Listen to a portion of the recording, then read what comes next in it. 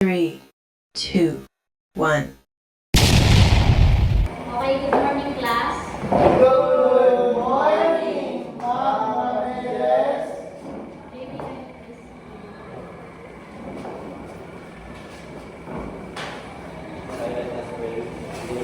Mother, the Son, Holy Spirit,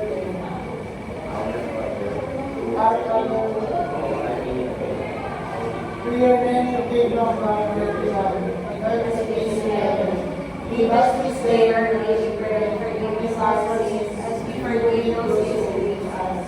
Do not bring us into test, but deliver us from evil. Amen. So before you take your seat, please first chair. So what are we going to do now is talk about our topic. So before we proceed, I want everyone to participate our review. So guess what I am? So what do you think it is? Chessboard. Chessboard.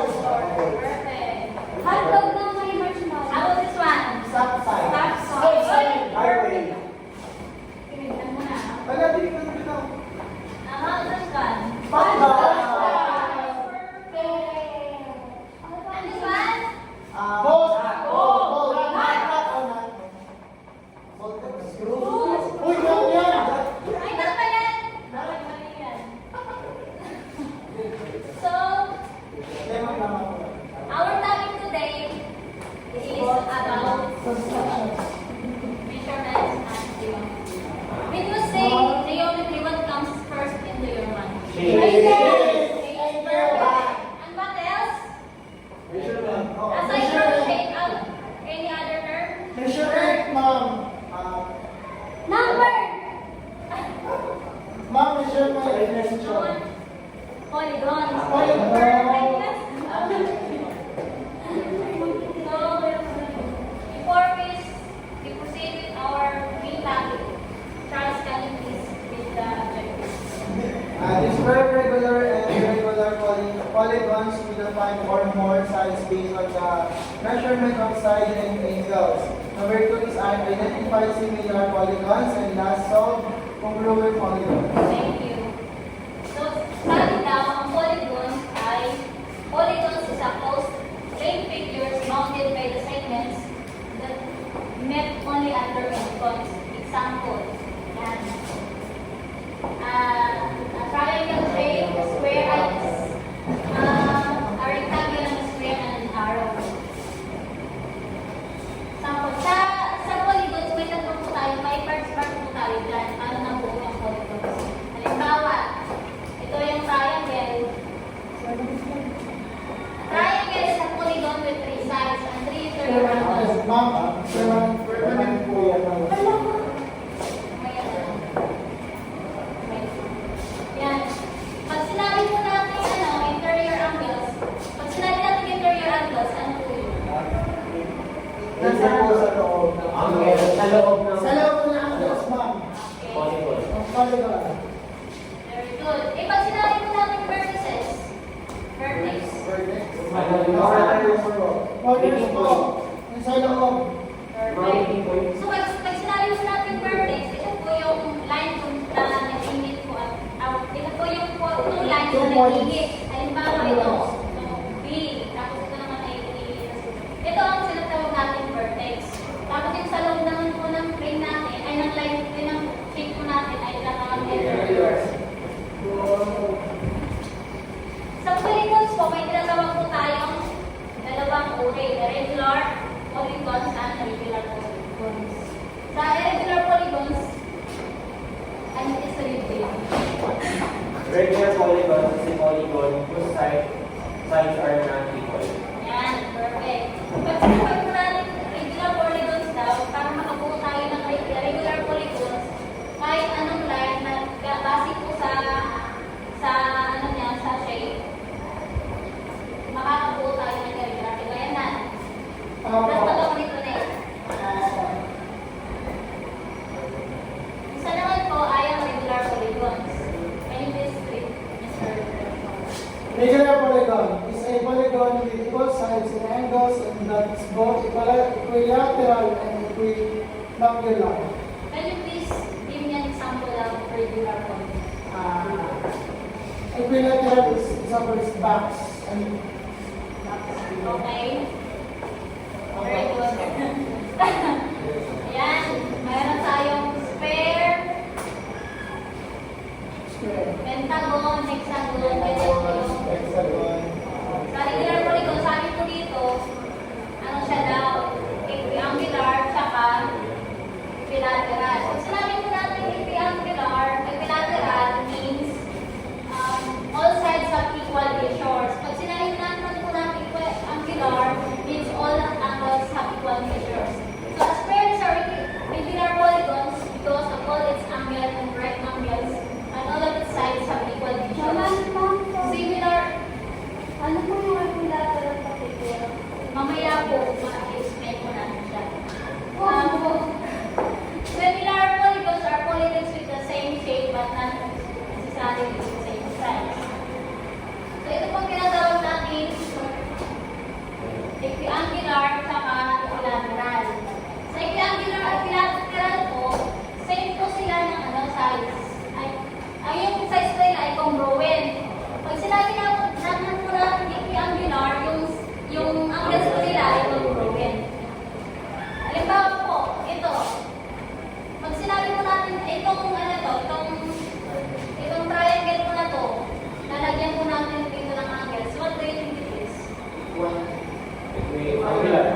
Equiangular polygon. Kasi ang polygon po, ang regular polygons po ay equiangular tsaka equilateral. Pero halimbawa, tama? Tapos sabi ko po dito, polygons are congruent in the measure of their corresponding sides and angles are equal. Congruent polygons have exactly the same size and shape. All of their sides have the same width and all of their angles have the same measure. Yan. Ito, ano nga ito? Pag sinabi natin yung niya, yung size niya. Equilateral. Perfect. Yung angles, equilateral. Bibili po tayo ng examples. Charles, Yes. can you please stand up? What do you think it is? Congruent polygons or not? Congruent polygon. Why do you think so?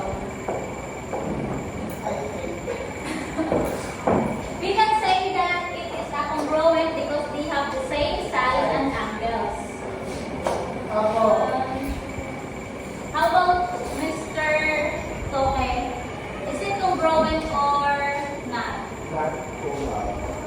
Can you please explain? Kasi po yung unang polygon is parang regular, while yung isa naman is trapezoid. Perfect yan. And lastly, and Ronaldin, can you tell me if it's a congruent or not? And how? Because the other sides are not equal. Perfect. Ikaw naman po, Jen. Ito po ang ating sikat example. How about you, Mr. Joshua? Do you think it is congruent? Yes, ma'am. Because the sides are equal. That, do you think? I am, ma'am. Can you Because please stand up and elaborate us kung bakit siya naging congruent? their size is not equal. Ay, perfect yan. Although, magparehas mo sila ng Not shapes, ma'am.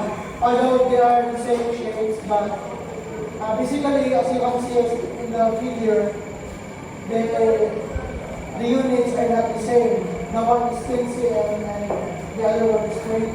So I can't say that they are not perfect congruent. answer. Thank you. So, naanap natin kung ano po yung congruent sa polygons. Ngayon po magpapability po ako. Individual na lang po ito. Hindi naman yan kung hindi ko makita. Hello?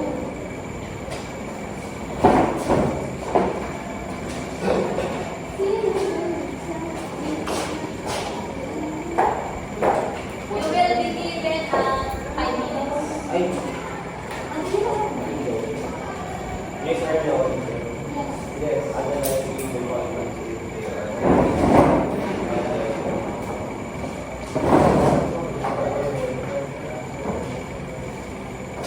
Sa activity 1 yan, identify nyo lang kung anong po dyan yung broken.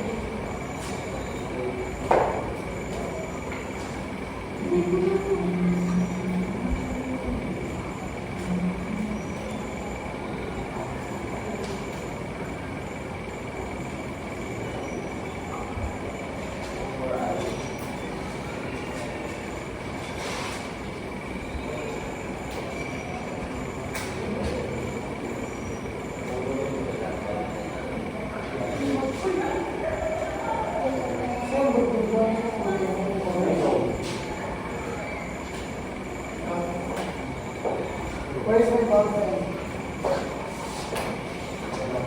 Have you seen my ball pen? Oh. Here. Ganyan mo, ganyan mo.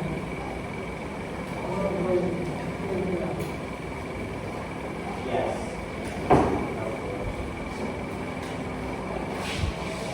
Find my pair.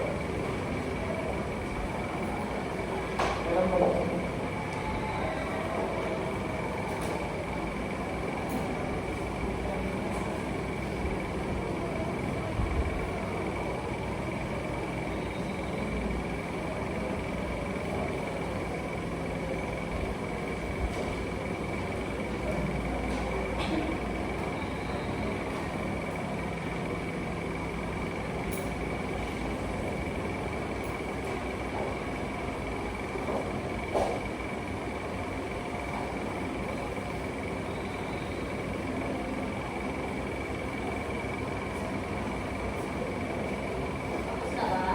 Not yet.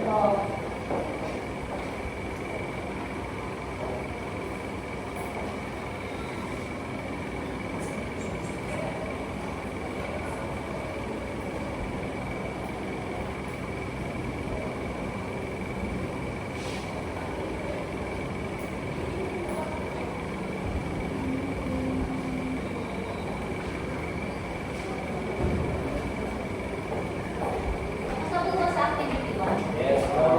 Itutumin ko lang. Wait lang.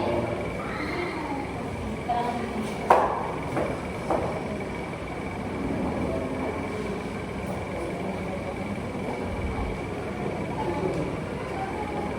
tapos na po. Yes, ma'am. If you are finished, pwede natin siyang siraan. Sa number 1 po, I said A, C, A and C. perfect. Number 2, B, B and and D. perfect. Number 3, A and D. number 4, A and C. number 5. Ano A ba ba? and B. The number A and B. Di wala. Parang yung D. A and B. C yung malaki. Oh. C and D.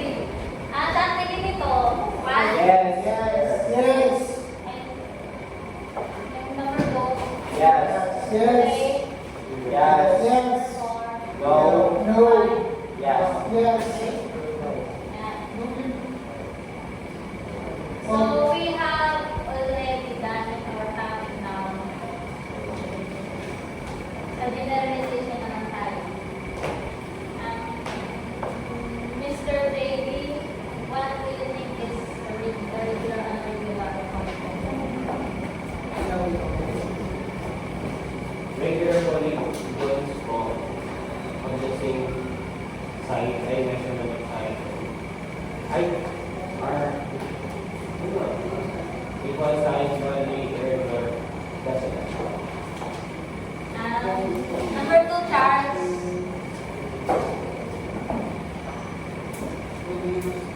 When do you say that a polygon is regular? Ayun na po. Yung ano sa Perfect. Mr. Joshua. What is unbroken polygon? Okay. Mr. Tommy.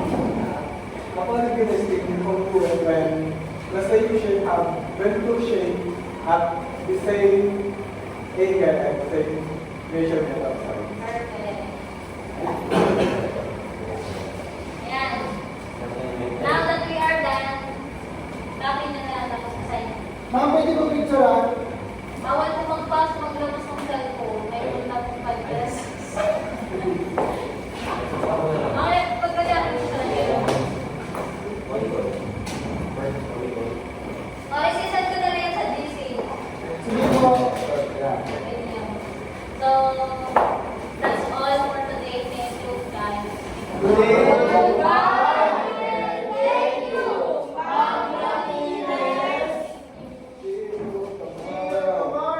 See you when I want to